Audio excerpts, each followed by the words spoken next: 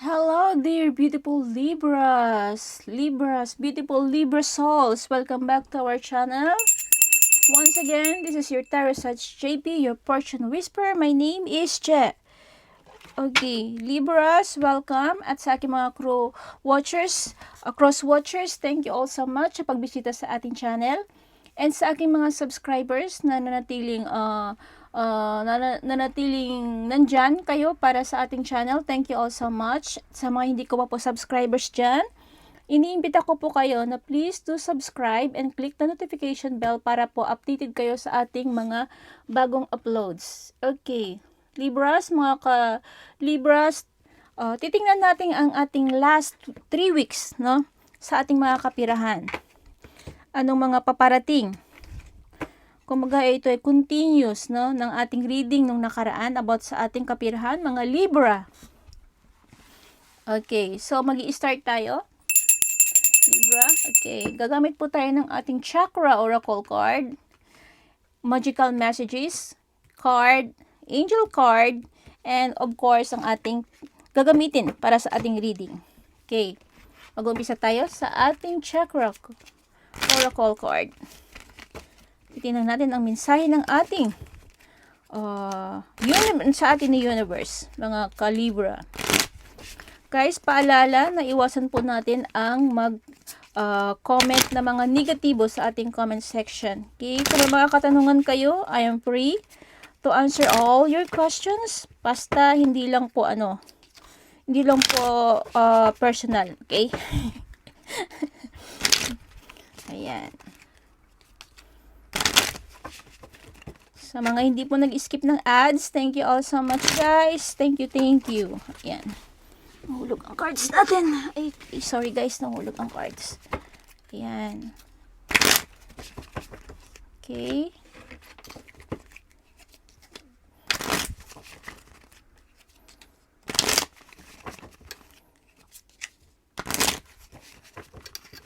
Okay, ayan.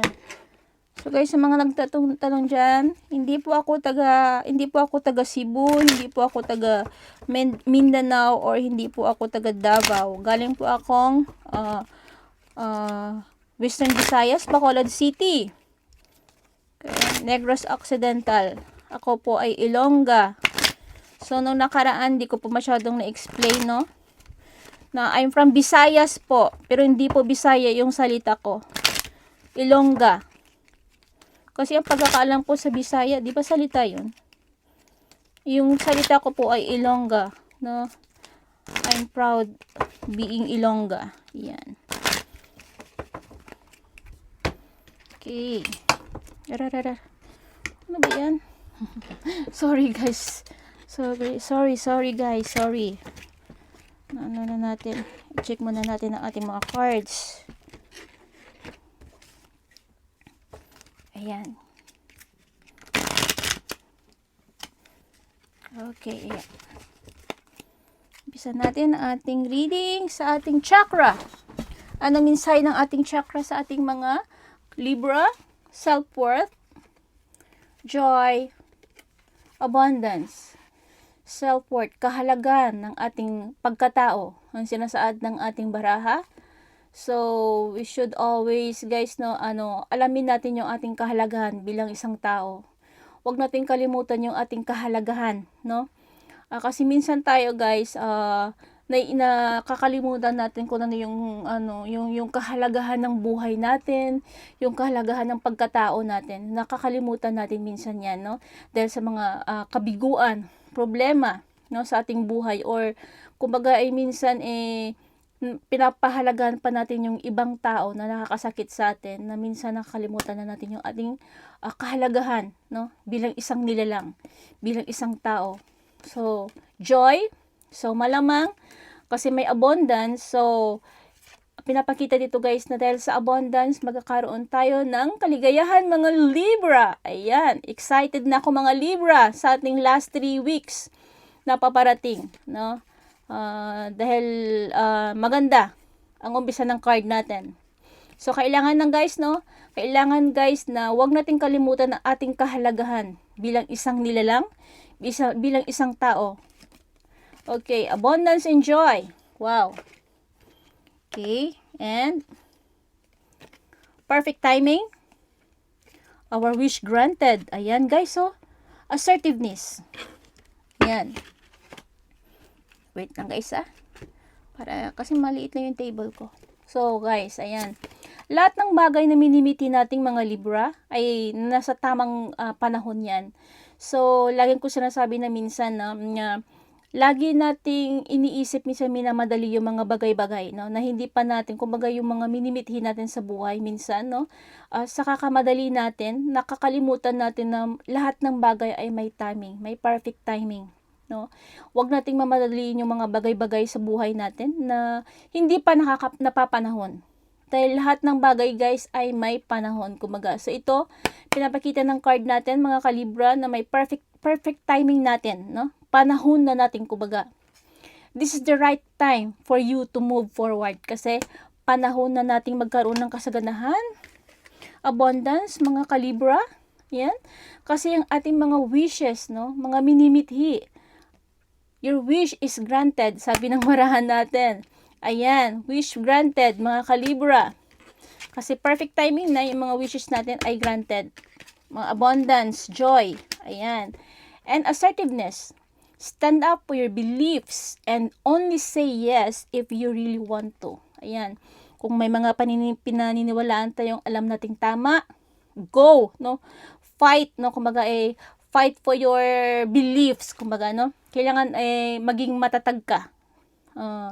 Kailangan maging yung paglaban mo kung ano mong nasa tama ka, at kailangan mo lang maging kumbaga panindigan ang alam mong nasa tama ka, at hayaan mo yung kumbaga hayaan mo yung puso't isipan mo na ipakita sa kanila na yung mga sinasabi mo, yung mga pinaniwalaan mo ay nasa tama. And yun lang guys, no, kailangan wag tayong kumbaga kung mga bagay-bagay sa buhay natin, kailangan lang natin guys na kumbaga wag lang tayo sige ng sige, no? Kung hindi yung align sa ating mga iniisip, no? Hindi align sa ating mga nararamdaman. Kung ayaw natin sa isang bagay, ayaw, no? Wag natin ipilit, no? Or wag nating wag lang tayo magsabi na okay kahit na hindi naman okay. So let us stand for our beliefs, no? At kumbaga kung ano lang yung alam natin, kung anong alam natin na tama, yun yung ipaglaban natin. Okay. Tapos na ba to? Tapos na. Ito pa. Don't stop. Success. Opportunity. Ayan. Kung lahat ng mga bagay na minimithi natin guys, na gusto nating makamtan, no, na alam nating makakamtan natin, no, basta may porsige tayo sa buhay, no, may perseverance, may patience, don't stop, believe it. Ano ba yung kanta na yan?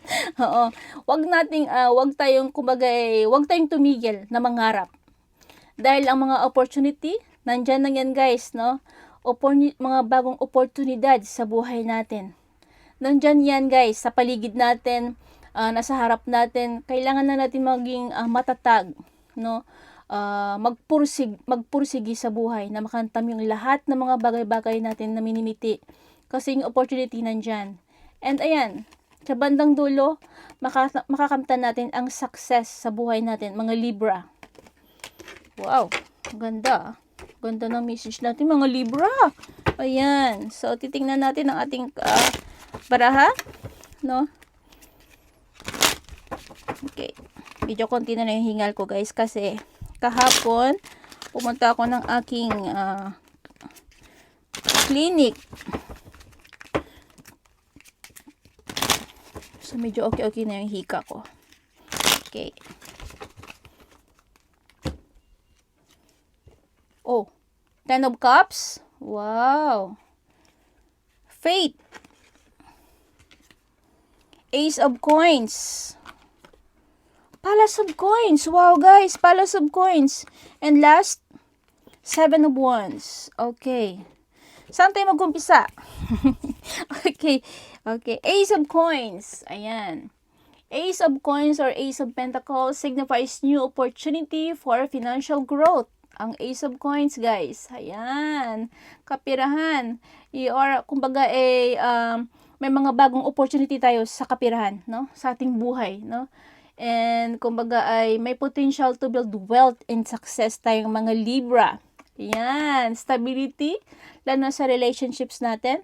Mga positive outlook, no? Sa ating mga future financial na paparating. Ang Ace of Coins.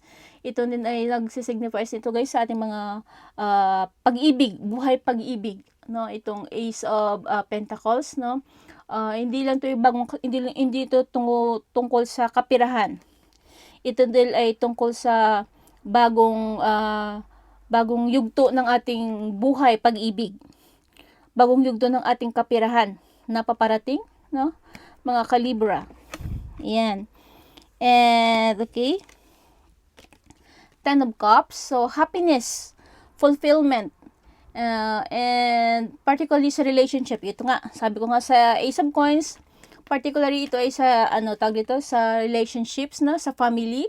Nag-i-indicate ito ng dreams have come true in a sense of contentment and joy to be achieved, ang Ten of Cups. Ayan.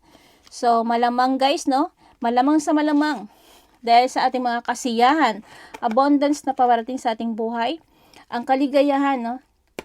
Pagmamahal sa pamilya, kumbaga lahat ng mga minimiti natin sa buhay, guys, no, ay ma-achieve natin kasi wishes granted tayo, dreams come true tayo, and kumbaga may joy, no, contentment, sense of contentment and joy, no, na matatanggap natin or natanggap na natin. And the Seven of Wands, ito ay nagsisymbolize, guys, ng standing your ground. Ito nga yung sinasabi ko kanina, guys, no? Kailangan, itong card natin kanina, saan na ba yun? Ayan, yung assertiveness, no? Kailangan mo, guys, ipakita, no? Ipaglaban yung alam mong nasa tama ka, alam mong nakakabuti sa'yo yung mga ipinaglalaban mo, yung mga beliefs mo, yung mga pinaniniwalaan mo, lalo na sa iyong kapirahan, sa pagmamahal or sa family, no? Kailangan stand your ground, no?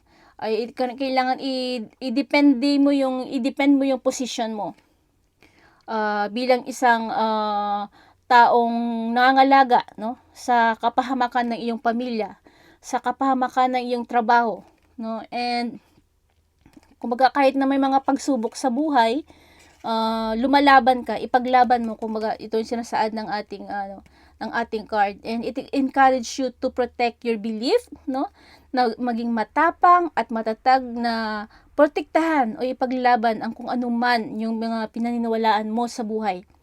Kasi essentially, it's a call to action, no? Urging you to be proactive, no? And depend what you believe in, and you need to confront those who disagree with you or try to take your place, kumbaga.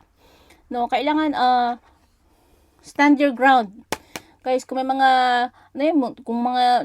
kumbaga may mga tao kasi minsan, guys, ay nagdi-disagree sa mga beliefs natin, no?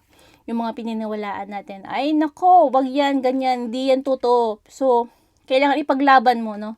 I-confront mo sila kung kinakailangan, no, na ito ay kumbaga pinapakita mo lang, no, na ipinaglalaban mo yung alam mong nasa tama ka. Pinapakita mong alam mong may paninindigan kung kumbaga, no, lalo na sa mga trabaho ninyo, no, kailangan i-protektahan nyo yung mga posisyon yun sa trabaho.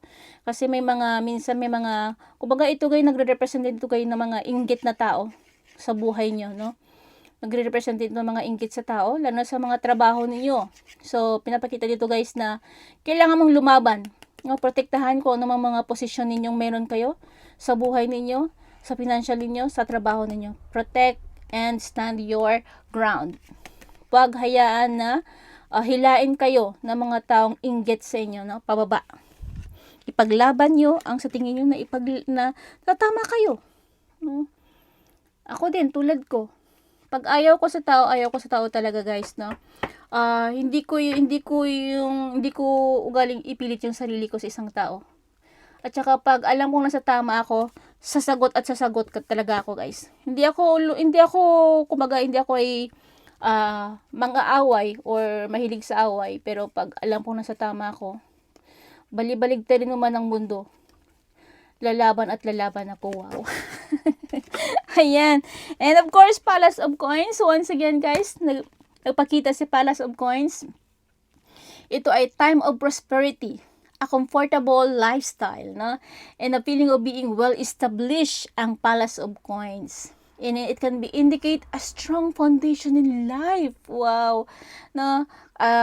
Kung whether it is in finance, career, no, or sa family. Sa family, ang pinapakita dito ng Palace of Coins, guys, no? Kasi ito ay stability, wealth, material abundance. Itong Palace of Coins and a strong sense of groundedness and security ang pinapakita ng ating baraha, mga kalibra. So, pinapakita ito, guys, na may mga abundance talagang paparating sa ating mga libra, no? Sa ating last 3 weeks. Yun nga lang, guys, ito pinapakita ng faith. So, kahit siguro, guys, kung anong pinapakita ng ating mga baraha dito, no? Kung puro tayo negatibo, no? Guys, yan, no? Kung puro tayo negatibo sa buhay, no? Malamang walang mangyayari diyan sa mga cards na pinapakita ng ating mga ng universe sa atin, no? Walang kahulugan yan, guys, kung wala itong faith. No? Kahit anong ganda ng mga minimithi natin sa buhay, kahit anong ganda ng mga kumbaga yung mga minamanifest natin sa buhay, guys, no? Lalo lang hindi kayo naniniwala sa right timing. Puro kayo pagmamadali. Puro kayo negatibo. Puro kayo sabi ng hindi naman nangyayari. Wala namang may nangyayari, no? Talagang hindi mangyayari yan, guys. Sa totoo lang, guys. Sa totoo lang, mga mahal kong Libra. Talagang hindi mangyayari yung lahat ng mga minimiti nyo kasi puro kayo negatibo. No? Iba dyan nag-comment pa na talagang hindi daw sila naniniwala pero nanonood naman ng video natin. Ano ba yan, guys, no? Have faith lang, no? Tulad nyo rin, no? Ako, minsan, yung mga reading natin, kahit na anong ganda ng reading natin, minsan, guys, hindi rin nangyayari sa akin, no? Pero laging positibo lang kasi naniniwala ako sa right timing, no? Kaya kayo din, guys, no? Maniwala kayo sa right timing. Maniwala kayo and go with the flow lang, kumbaga. Kasi lahat ng bagay, guys, may panahon. Kung hindi mo pa panahon, hintayin natin yung panahon natin. No, pero sa panahon na hinihintay natin, kailangan din nating kailangan din nating kumbaga gumalaw, no? And of course, kailangan natin ng faith. Kasi pag walang faith, wala talaga. Faith unang-una faith sa Panginoon. Faith sa sarili mo. And faith sa universe na makukuha mo ang lahat ng bagay na yan. Basta may, naniniwala tayo sa right timing. Kasi ayan, guys, wish granted tayo. Ayan, perfect timing sinasabi ng cards natin. Ayan, 'di ba? Huwag tayong tumigil sa pangarap kasi ang opportunity, success nandiyan. Bigyan natin ng kahalagan ng ating sarili. Dahil abundance uli yan, guys. Yan, kaligayahan. Faith ang sinasabi ng barahan natin. So, overall, guys, ang ibig sabihin ng cards natin, yan, guys, faith. Kailangan na nating maniwala. Kailangan nating paniwalaan yung right timing. Perfect timing, kumbaga. So, sinasabi ng cards natin, guys, pinapakita na ito'y oras natin, panahon natin, no? Pero, lagi ko sinasabi, guys, na ang reading natin ay hindi para sa isang tao, no? Kundi ito ay pangkalahatan. And guys, hindi po ito isang tawag dyan? Hindi po ito isang hula, no? Ito ay isang lamang silbing tagapagbigay ng babala or mga bagay na pwedeng mangyari sa ating buhay. Ang ating reading. Okay? Ayan, guys. So, have faith, guys, no? Huwag natin kalimutan or huwag tayo mawalan ng paniniwala sa lahat ng bagay. So, okay, guys, Libra, that's all for today, mga mahal kong ka-Libra. Ayan. Good luck sa ating kapirahan. So, hoping lahat tayo ay tatamaan ng grasya ni universe. Ayan. Basta have faith lang, no? Ayan, ang ganda ng cards natin. Wow. Okay, mga kalibra, this is all for today. And thank you all so much sa pananatili sa ating sa ating reading. So, once again, sa hindi ko mga subscribers, inimbita ko po kayo ulit. So, please do subscribe and click the notification bell para updated po tayo sa ating mga bagong uploads. And sa sunod po, mag-uumpisa pa tayo ng personal reading. So, maaaring pwede po akong kumuha or magbunot, no, ng pwede nating maging winner sa ating personal reading. Pero sa ngayon, hindi pa po guys, kasi sobrang busy pa po talaga ako. Okay, once again, thank you guys. Good luck. Good luck sa ating kapirhan, mga kalibra, and see you all next time. Have a nice day. Bye. Wow, ganda naman. Palace of Coins. Abundance. Wow. Kapirahan ng mga libra. Grabe, ganda.